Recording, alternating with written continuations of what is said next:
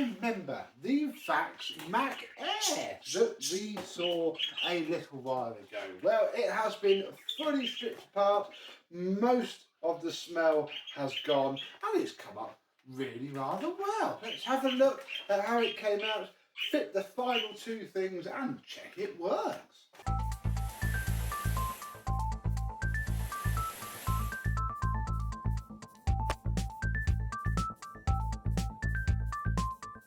Yes, good evening, my vacuum cleaner and Vax chums. How are you today? Yes, look, it's already doing the thing that they do.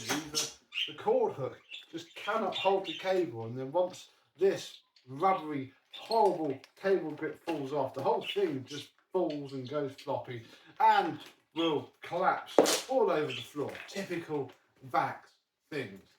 The handle is still a little bit Vax airy again, they all do that stuff, but it's very clean, very tidy. It has been washed, all of the gunk has come off, so that is, you know, that wear is probably not even from it being used very much, it's probably just from where it sits rattling around in its housing. Oh, bless its little heart. What else have we got? We had the hoses.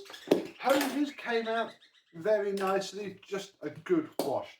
I did, however, cheat massively and swapped over the hose end connectors. They're the same ends once they're off the machine. You just pop those little tabs and off it comes. So I put the really warm one on the extension hose and then the less warm one on the machine, and then it can be plugged into there and probably never opened again. Because if you own a Vax Air, do you ever use the extension hose? Comment down below. This was clean anyway, not much more point going over that. What wasn't clean though was this. This, I think somebody had opened it up, taken this off and dumped this whole thing in water. It stank. Still has a mild odour to it now, which is a little bit concerning really. One of the reasons in this after video we are going to vacuum the carpet well is I want to get some fresh dust in it. And then hopefully if I airline it all out, it will take all the smell with it. Otherwise, I think I've got to soak this a bit more. Don't wash your Cyclone when it's wet. And then, well, when it's not stripped down. I also had to take out all of the screws from the lid and replace them with different ones. Yes, these are not the same screws that came out. It's odd really. There were a couple of screws on the machine that were seized and rusty. That one was, and then one down there. So whatever would run down there, took those out. And then, yeah, just every other screw for the Cyclone and the Cobra's. Just a rusty, horrible mess. On the tips, the backs are okay, but the tops are awful. So, yeah, don't wash it all whole, especially on the Vax Air. Take it apart. It's really quite a simple job on this. So, yeah, that was that.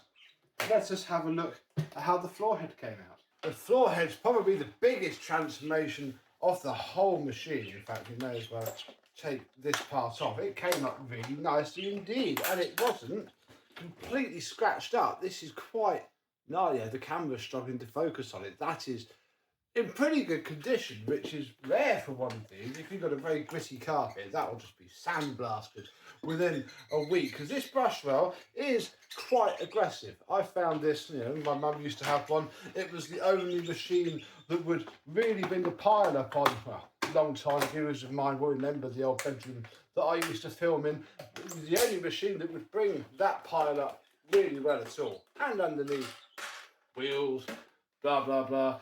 Very nice indeed. It has come up well. It has been abused, sadly, but, you know, should come up okay.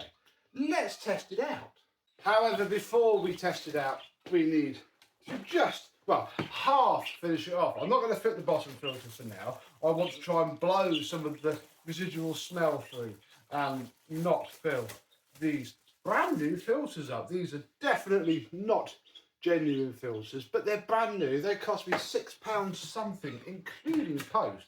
So £3, maybe £4 for the actual filters, which you cannot really argue with, assuming that, you know, they don't catch fire when we turn the machine on or something. There is always hope. Let us plug some power into this Vax Air and, yeah, check it runs.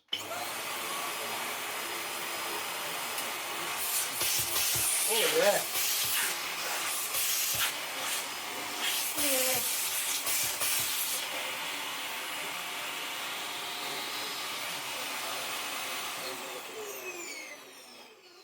The exhaust there doesn't smell terrible, so hopefully that means it'll be okay. Right, let me just adjust the handle slightly and yeah, let's give it a go on the floor.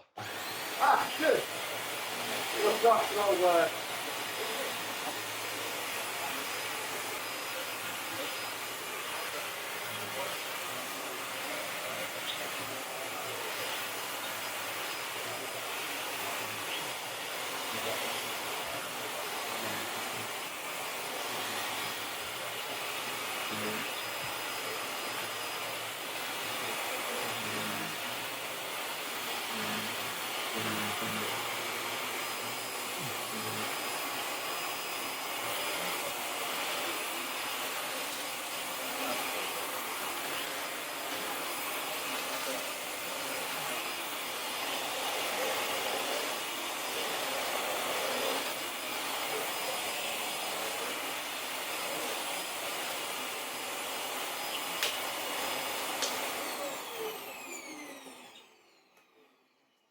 Well, that works fine. Look, it's picked up, where are we? A nice little chunk of dirt and dust and grit just from that little area.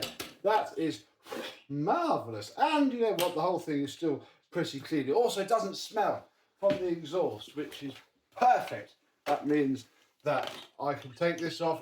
That is still warped. It's always going to be. There's nothing I can do about that, and nothing I'm going to do about it. You could buy yourself a new shell and swap the nose around, but I mean, you don't need to. That's going to need a little bit of self-clearancing. There it goes, and then shove this on just nicely.